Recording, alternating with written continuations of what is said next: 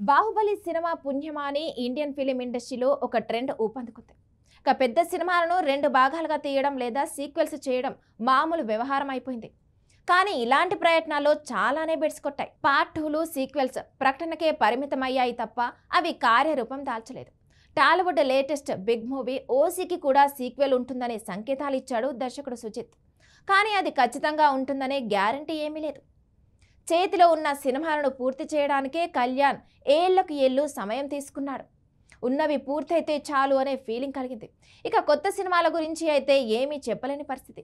కాబట్టి ఓజీ2 ఉంటుందనే గ్యారంటీ ఏమీ లేదు. ఒకవేళ ఓజీ2 తీస్తే ఆ కథ ఎలా ఉంటుందన్నది ఆసక్తికరం.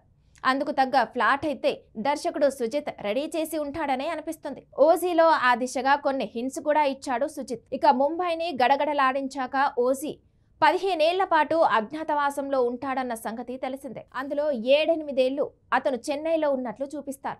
అక్కడే కన్మని పరిచయం అవుతుంది. అంతకంటే ముందు 7 ఏళ్లు గంభీర ఎక్కడున్నాడన్నది చూపించరు. ఒక సన్నివేశంలో ఓజీ భార్య పెళ్లికి ముందు మీరెక్కడున్నారు, మీరేం చేశారు అంటే జపాన్కు సంబంధించిన విజువల్స్ ఫ్లాష్ బ్యాక్లో మెరుస్తాయి. అంతేకాక ఓసీని పట్టుకున్న చెన్నై పోలీసులు తన బ్యాగ్లోంచి జపాన్ సంబంధిత వస్తువులను బయటకు తీయడం చూడొచ్చు. ఇక ఓసీ ఆరంభంలో శత్రుల చేతిలో హతమైన ఓజాస్ గురువు నా శిష్యుల్లో మిస్ అయిన ఒకడు వచ్చి మీ అంతు చూస్తాడని వార్నింగ్ ఇస్తాడు. దీని ప్రకారం చూస్తే ఓసీలో హీరో పాత్ర మిస్ అయిన 7 ఏళ్ల కాలాన్ని ఓసీ2లో మెయిన్ ఫ్లాట్గా తీసుకోవడానికి అవకాశం ఉంది. జపాన్కి వెళ్ళి అక్కడ తన గురువును చంపిన శత్రులను మట్టుబెట్టడం మీద స్టోరీని నడిపించే అవకాశం ఉంది.